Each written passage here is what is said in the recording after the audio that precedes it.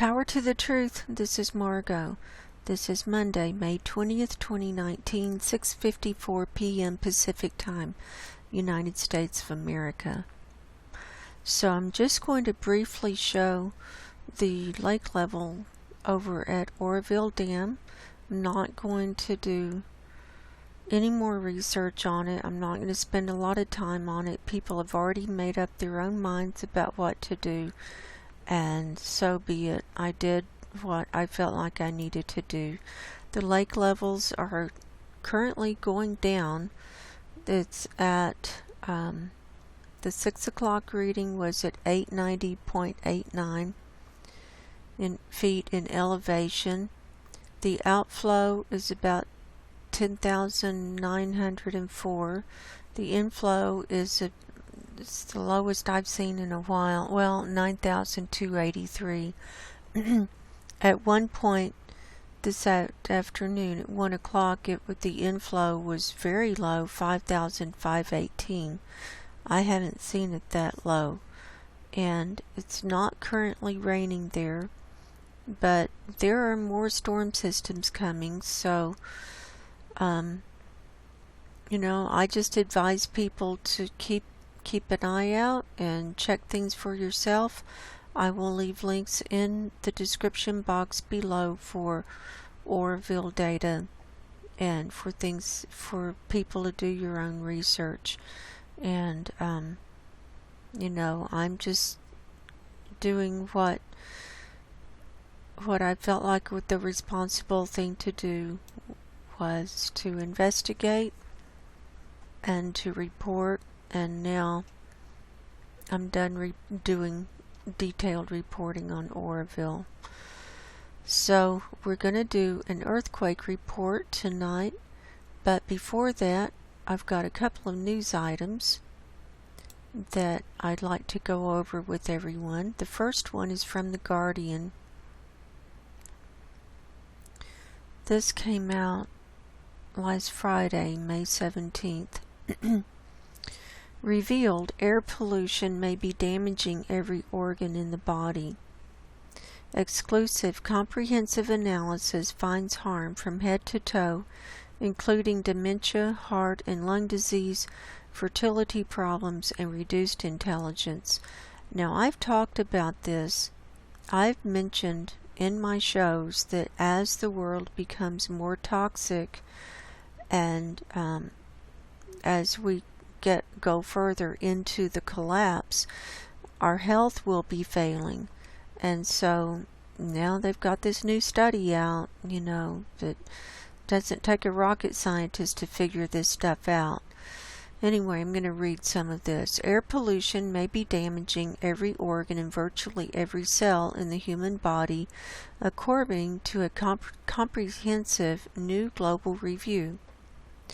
The research shows head-to-toe harm, from heart and lung disease to diabetes and dementia, and from liver problems and bladder cancer to brittle bones and damaged skin. Fertility, fetuses, and children are also affected by toxic air, the review found. Well, if they limit it just to the air, if it's just from the air that they're seeing all of this, if they expanded their review to the toxins in the water and in the food, and that we're everywhere, and that they're spraying on us, and the nitrous oxides, and the hell, all the other crap that's out there. I mean, it's amazing that we're still alive and functioning as well as we are. And I'm a big proponent of detoxing. I'm always on some kind of cleanse, and if you're not on a cleanse of some kind, these toxins build up in your system. So anyway, I have a lot of experience with that. If people want to do any coaching sessions with me, just go to my website, and I do holistic and green life coaching, green living coaching, and can help you figure out the sources of pollutants, the main pollutants in your environment or from your diet or whatever, and help you come up with some natural solutions. So the systemic damage is the result of pollutants causing inflammation that then floods the body and ultrafine particles being carried around the body by the bloodstream. And another thing, a lot of these particles, they call them ultrafine, but they're nanoparticles. And they're so small, they go across the blood-brain barrier. Air pollution is a public health emergency, according to the World Health Organization, with more than 90% of the global population enduring toxic outdoor air.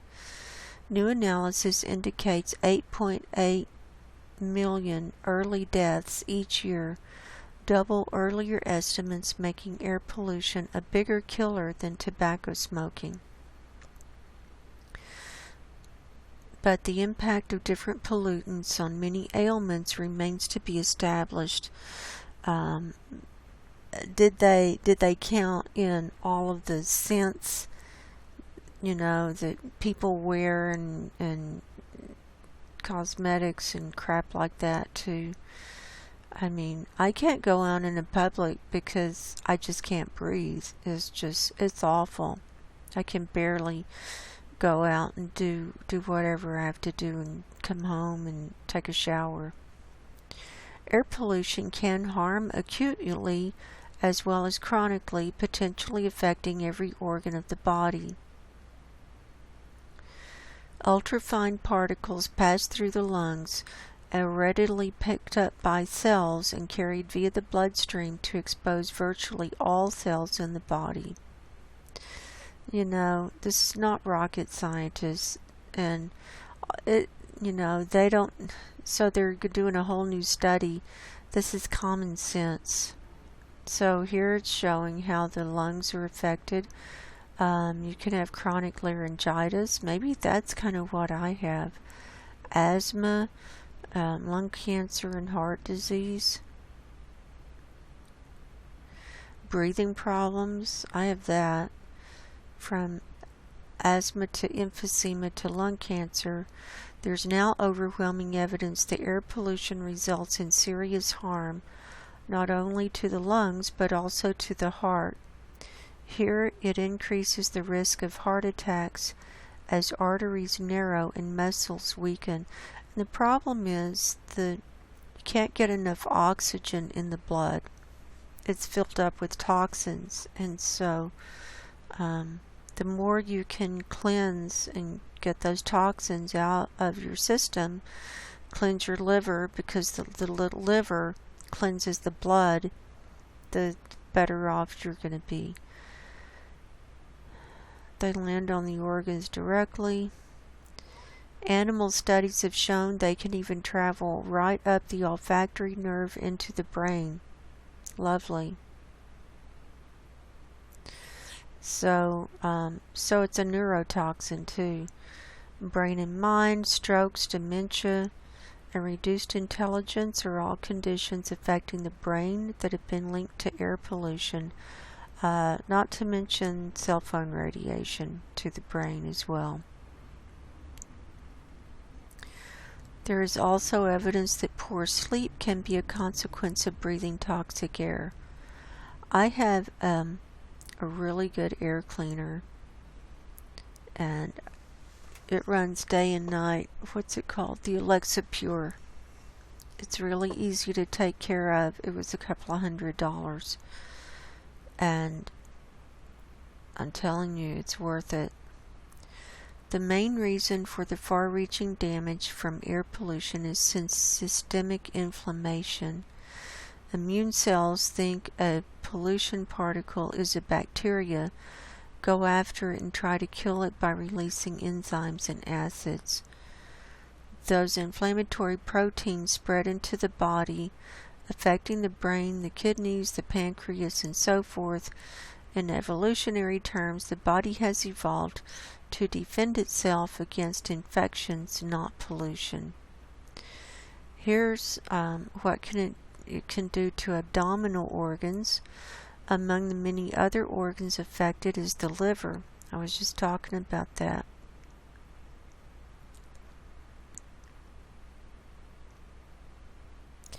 Well, the liver is the main cleanser. It cleanses the blood.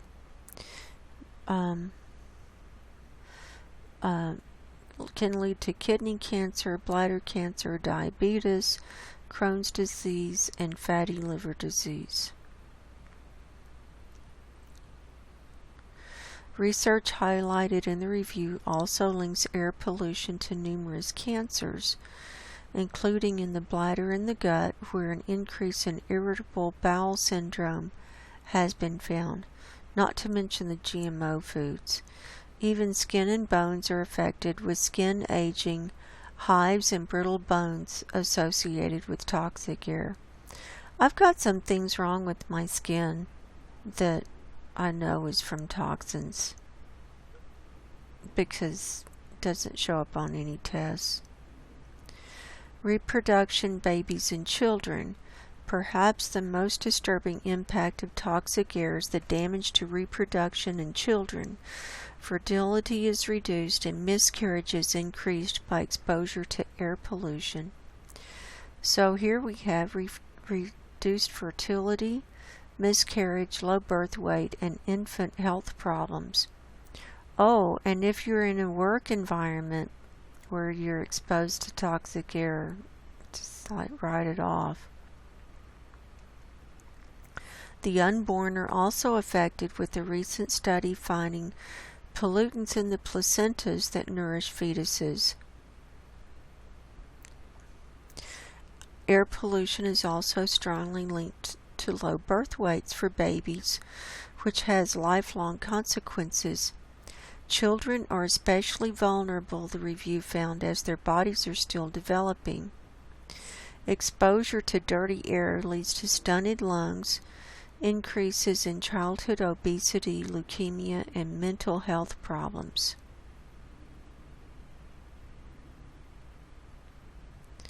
And then they say that doctors need to speak up, on and on. And but it's so hard to go anywhere and have clean air. And one of the worst places is a doctor's office, because you have all those people waiting. A lot of them are wearing cologne or perfume, or they're smokers and they've got the smoke on them. You go into the restroom, there are these air fresheners in the restroom that just about put me over the edge. There are toxins in the building itself, in the materials that it was built with. There could be mold. It's hard, and a lot of people have this environmental chemical sensitivity, or I forget what it's called, but a lot of the symptoms are having brain fog, not being able to think straight. There are certain stores that it's hard for me to go into. I do very minimal shopping. I do very minimal things in public, because once I get exposed to a toxin, it's like my brain just shuts down, and it's really hard. I can get dizzy. It's hard, and that's because it's called multiple chemical sensitivity. And I did a show about it. When was it? Last year? Yeah, early last year. Where I interviewed this woman from Canada who suffers from it too, Marie LeBlanc. And she actually has been homeless for a long time because she can't find an environment that she can exist in. So she just goes from place to place, and I think it's better to be able to have your own place and monitor your own environment, but I can't be around people, and go out and stuff. It's a very isolating condition, and so I guess that's why I do so much stuff online. I don't talk about it much because I focus on what I can do rather than what I can't do. But this is a good article, and they're bringing this awareness to the public at least. And so we're going to be seeing more and more of this as the pollution gets worse, and it's not going to get better. And then I have one more article to share. This is from Singularity Hub. It's called How Microrobots Will Fix Our Roads and Save Us Billions. This is from January 25th of this year. Swarms of microrobots will scuttle along beneath our roads and pavements, finding and fixing leaky pipes and faulty cables. Thanks to their efforts, we can avoid costly road work that costs billions of dollars each year, not to mention frustrating traffic delays. That is, if a new project sponsored by the UK government is a success, recent developments in this space seem to point towards a bright future for microrobots. Geez, this just does not comfort me at all. Each year, around 1.5 million road excavations take place across the UK. Many are due to leaky pipes and faulty cables that necessitate excavation of road surfaces in order to fix them. The resulting repairs, alongside disruption to traffic and businesses, are estimated to cost a whopping £6.3 billion, or $8 billion. A consortium of scientists, led by University of Sheffield Professor Kirill Horoshenkov, are planning to use microrobots to negate most of these costs. The group has received £7.2 million, or $9.2 million grant to develop and build their bots. So the microrobots will come in two versions. One is an inspection bot which will navigate along underground infrastructure and examine its condition via sonar. The inspectors will be complemented by work bots capable of carrying out repairs with cement and adhesives or cleaning out blockages with a high-powered jet.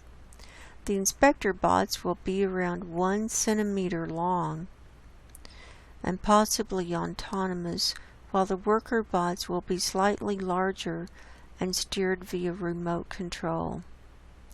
This is just creepy to me. To have these little micro robots, a centimeter, these things like crawling around.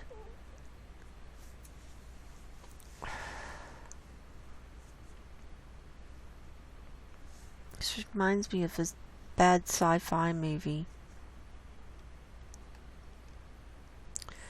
Microrobots, like the ones now under development in the UK, have many potential advantages and use cases.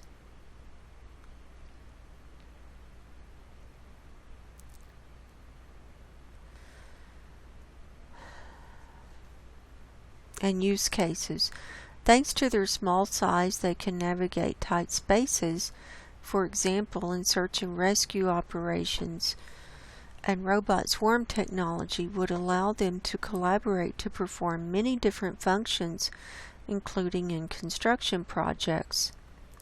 To date, the number of microrobots in use is relatively limited, but that could be about to change, with bots closing in on other types of inspection jobs, which can be considered one of the lowest hanging fruits. Engineering firms from Rolls-Royce, not the car company, but the one that builds aircraft engines, is looking to use microrobots to inspect some of the up to 25,000 individual parts that make up an engine. The Microrobots use the cockroach as a model, and Rolls-Royce believes they could save engineers time when performing the maintenance checks that can take over a month per engine.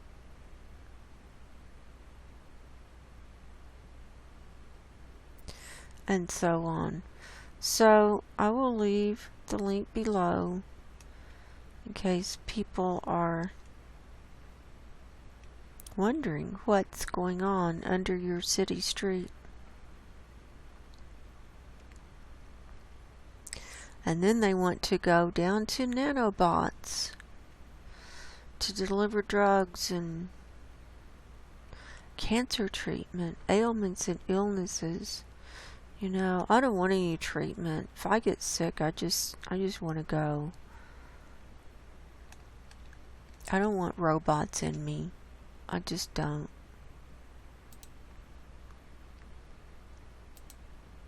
We got too many bots already.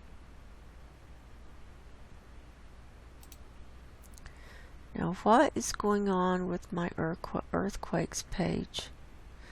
Why is it doing that? I wasn't having problems all day. I was not having problems all day until now. Let's plug this in again.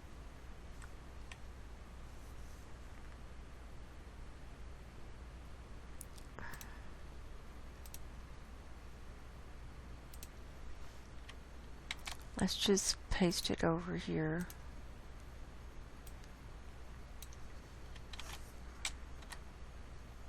Alright.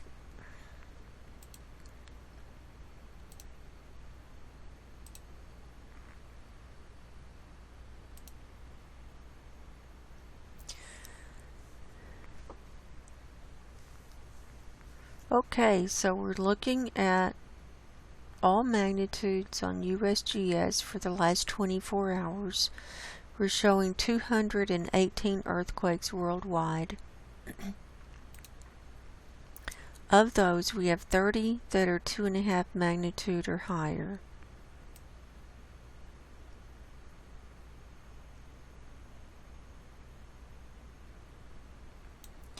So we're going to start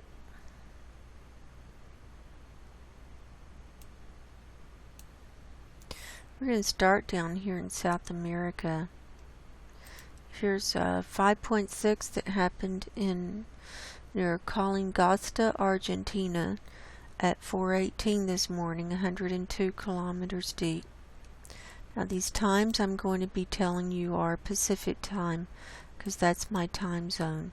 Here's one in the middle of the Atlantic right on the red line, 4.8 on the central mid-Atlantic ridge at 2:27 this morning. While we're here, let's go ahead and cover the Dominican Republic. We've got 9 here today. 2.9, 2.7, 2.8, 0.6, 2.6, 2.0, 3.0, 3.4, and 2.7. So we had some higher magnitude earthquakes there, but they weren't big enough to do damage, and they were in the ocean, and that tends to buffer things. Let's look at Hawaii as we're moving across the Pacific next. We've got 9 here today. 2.0, 2.3, 2.3, 2.5, that one's in the ocean. 1.9, 1.8, 2.8, 2.8, and 1.7. So we've got some. This is at Mauna Loa, and this is over here at Kilauea. So it's still showing activity there. Now let's come on down to Tonga. Here was a 5.0 south of Tonga. This came in at 9:15 last night.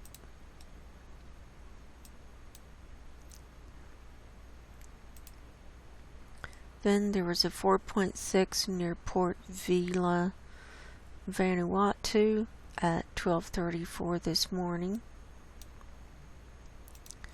Next was a 5.1 near Panguna, Papua New Guinea. This came in last night at 9:02 p.m.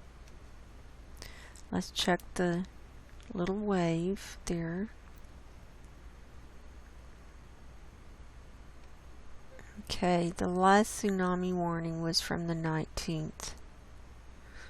That was a 6.7. So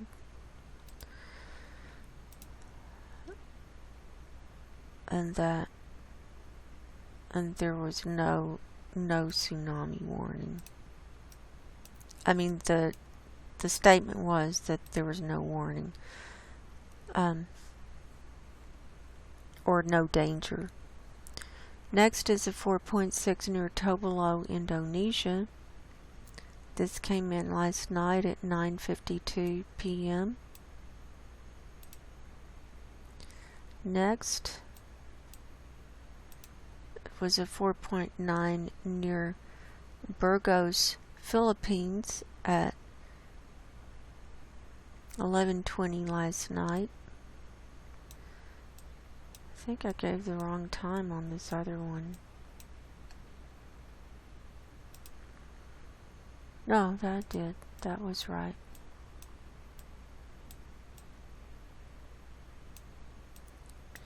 Now let's see what's happening on land over here. Here's 4.4 near Oshkosham, Afghanistan at 11:58 last night, 100 kilometers deep.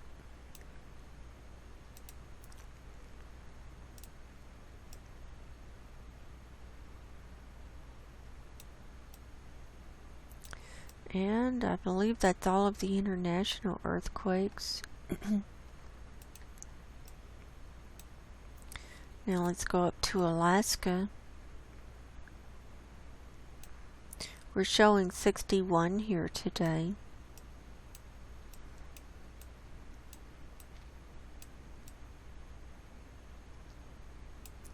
So, of those, we have 6 that are 2.5 magnitude or higher.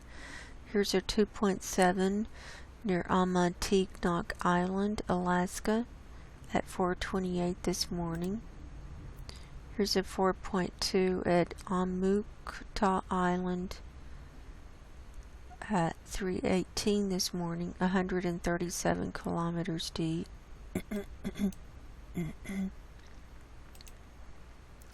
2.6 at Kodiak. 2.6 Redoubt Volcano. Now there's some sulfur dioxide coming up in that region too when you look at cams. 3.4 Talkeetna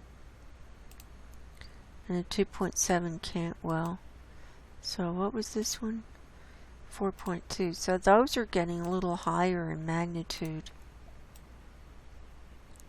So let's take a peek as we zoom in. Here's the Cook Inlet. These are all around the Redoubt volcano. Here's Anchorage, and we can see the line just spreading out and moving up, going up through the middle of the state, going up to the north. We've got some there. And at Kobuk we have 13 here today.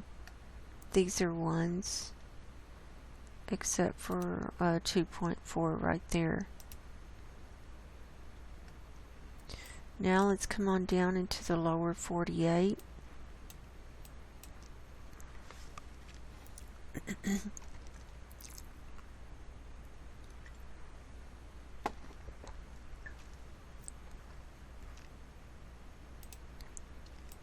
We're going to start with this one in Tennessee, 2.4 near Madisonville. This came in at 1:22 this afternoon.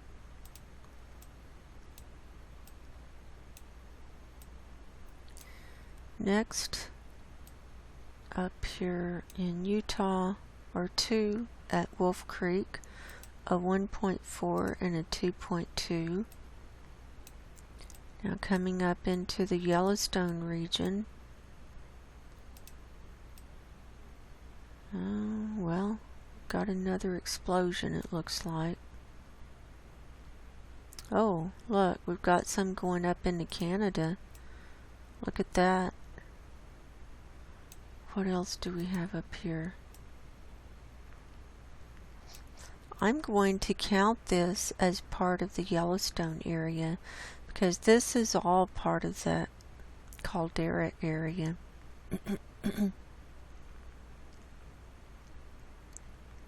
Let's start up here. 2.9 near Cardston, Canada. This came in at 2:22 this afternoon.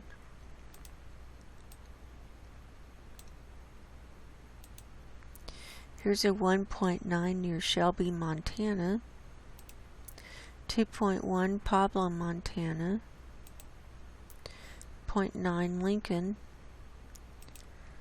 Here's a quarry blast, a 1.8 magnitude at Butte, Montana. 12:03 this afternoon, right on schedule. 1.2 Manhattan, Montana. 1.2 West Yellowstone, Montana. 1.2 Challis, Idaho. And a 1.2 at Challis, Idaho. So that's definitely showing movement there. That's 10 on the map there. Now if we move on over to the Pacific Northwest, we're seeing an uptick in earthquakes here. We're looking at just at Washington and Oregon. So let's look at our real-time tremor map first. We've just got a few real-time tremors. Now the tremors are what happened before the earthquake, and this is in just the tremors up in the Pacific Northwest. We're seeing one up here in Friday Harbor, couple west of Eugene, and one down here south of Medford, and one here between Eugene and Salem. If we look at the last 12 hours, we've got 1.6 hours of magnitude, hours of tremors.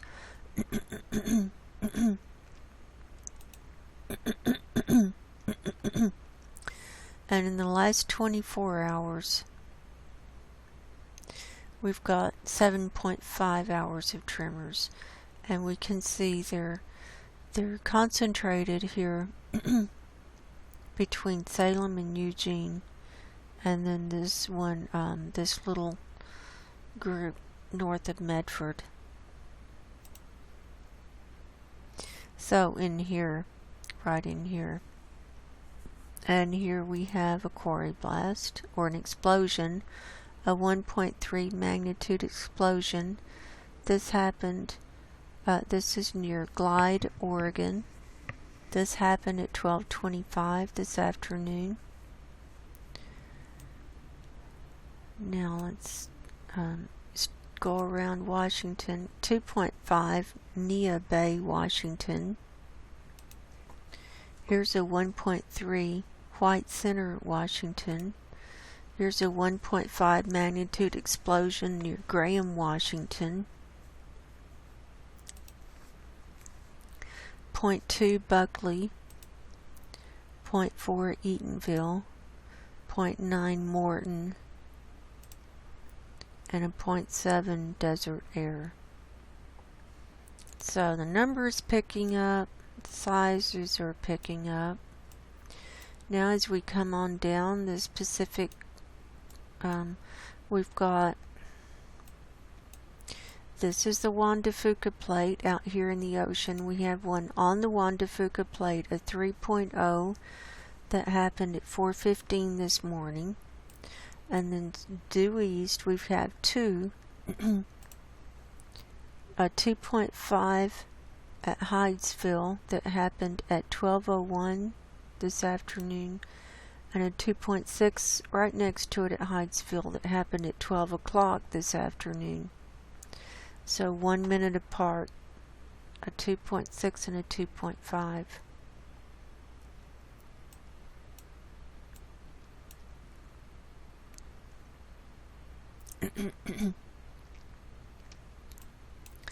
Then coming on down, we see a 1.8 near Willits. And at the geysers, we have 39 here today. Let's see what's 2.5 magnitude or higher. Just this one down in the south at Ocotillo Wells, a 2.6.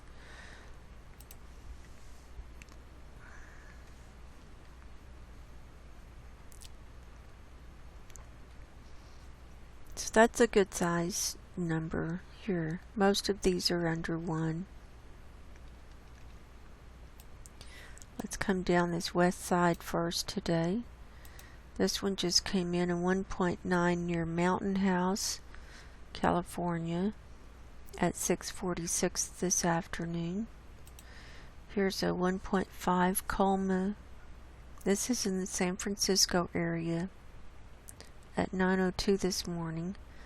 Here's a 1.3 San Mateo. This is in the San Francisco Bay, right in the middle of it. This came in at 9:19 this morning. Coming on down, 1.2 San Martin. Now this red line is the San Andreas Fault line. Here's another quarry blast, a 1.0 magnitude at Aromas at 1:58 this afternoon. 0.8 San Juan Bautista, 0.9 Hollister. Here we have 2 at the Pinnacles, a 1.2 and a 0.9. 0.6 Pinnacles, 1.8 San Lucas, 1.0 San Miguel. So we're seeing an uptick in the number on that fault line. Here's a 1.3 Cucamonga, Rancho Cucamonga. Here's a 1.4 magnitude quarry blast at Home Gardens. So let's zoom out. Okay, in Southern California, we're seeing 21 here today. So that's kind of a lower number compared to what we've been seeing. The largest one was right down here, this 2.6 near Ocotillo Wells, and then there was one right next to it of 1.9. Here's one not too far off of 0.8. So these are pretty small, but it's showing movement. These are mainly in the 1s range, low 2s and 1s. Then let's come on up, 1.3 at Ludlow.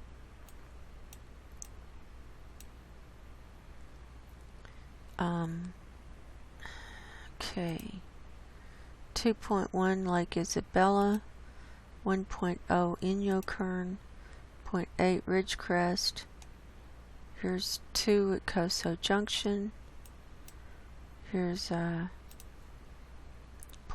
Lone Pine, 1.6 Lone Pine, 0.8 near Beatty. Alright, here we are at Mammoth. We've got 11 here today, including this one over here in Nevada. We've got one right in the middle of Mono Lake. It's a 1.0. And then we've got some small ones down here at Mammoth Lakes. So, this 1.6 is one of the larger ones. That's Dixon Lane. And a 1.5 at Mammoth Lakes. So 11 total right there.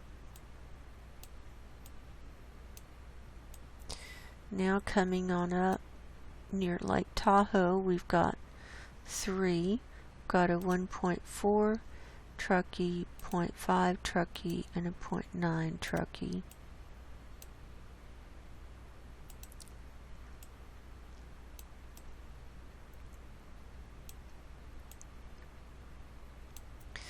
Now let's move into Nevada and we'll finish up this report. Northern Nevada looks pretty clear. We've got a 1.3 at Gabbs, 0.9 Hawthorne.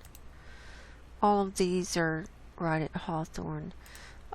Here's another explosion, 1.9 magnitude near Gabbs. 2.0 Courant. And then in southern Nevada, we're only seeing 2 today. One at Alamo, a 1.5, and a 0.1 at Beatty. So Alamo's calmed down. So we saw that. That was at Courant. So I'll zoom out and see if anything came in that we need to look at.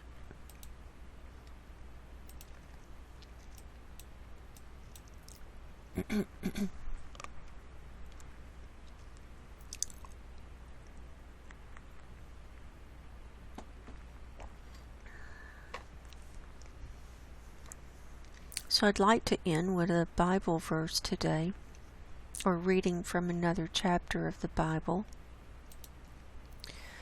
And the reason I'm doing this, and the reason I do the earthquake reports, that I've added those to my repertoire, is because we are in the end times, I believe, and Jesus said that one of the signs that that you're in the end times would be that there would be earthquakes in diverse places, and also with reporting on abrupt climate change. He talks about the changes in geography, and I mean, there are going to be just so many earth changes as we go further and further and get closer and closer to the end. So that's why I'm reporting on all of this, plus it interests me. And I like to end on a spiritual note, because everything is spiritual and everything is playing out down here in the 3D realm from the higher realms. And just because you can't see it doesn't mean it doesn't exist. And so if people have not gotten their spiritual houses in order, I recommend it as soon as possible. So I'd like to read from the book of Proverbs, this chapter 1. The Proverbs of Solomon, the son of David, king of Israel. To know wisdom and instruction, to perceive the words of understanding, to receive the instruction of wisdom, justice, and judgment, and equity, to give subtlety to the simple, to the young man knowledge and discretion. A wise man will hear, and will increase learning, and a man of understanding shall attain unto wise counsels. To understand a proverb and the interpretation, the words of the wise and their dark sayings.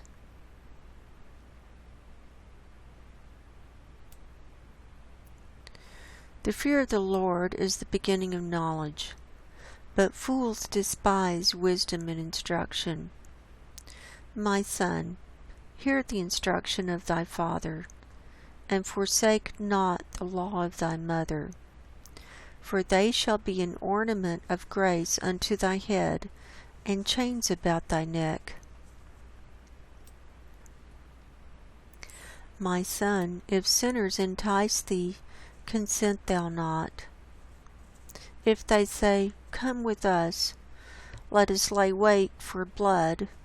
Let us lurk privily for the innocent without cause. Let us swallow them up alive as the grave, and whole as those that go down into the pit. We shall find all precious substance, and we shall fill our houses with spoil. Cast in thy lot among us. Let us all have one purse. My son, walk not thou in the way with them. Refrain thy foot from their path, for their feet run to evil, and make haste to shed blood.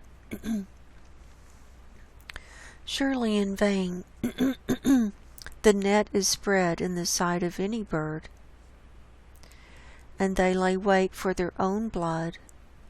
They lurk privily for their own lives. So are the ways of every one that is greedy of gain, which take away the life of the owners thereof.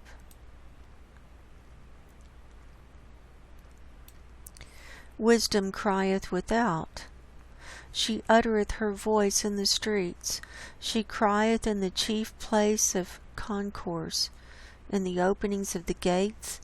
In the city she uttereth her words, saying, How long, ye simple ones, will ye love simplicity? And the scorners delight in their scorning, and fools hate knowledge. Turn you at my reproof. Behold, I will pour out my spirit unto you. I will make known my words unto you. Because I've called, and yet refused. I've stretched out my hand, and no man regarded. But ye have set at naught all my counsel, and would none of my reproof. I also will laugh at your calamity. I will mock when your fear cometh. When your fear cometh as desolation, and your destruction cometh as a whirlwind, when distress and anguish cometh upon you, then shall they call upon me, but I will not answer. They shall seek me early, but they shall not find me. For that they hated knowledge, and did not choose the fear of the Lord. They would none of my counsel. They despised all my reproof. Therefore shall they eat of the fruit of their own way, and be filled with their own devices. For the turning away of the simple shall slay them, and the prosperity of fools shall destroy them. But whoso hearkeneth unto me shall dwell safely, and shall be quiet from fear of evil. So I thought that was appropriate, considering what we've been going through the last few weeks. So until next time, I'll be praying for everybody.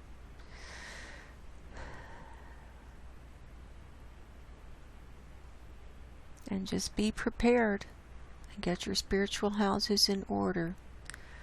I love you. God bless you. Go in peace, and good night.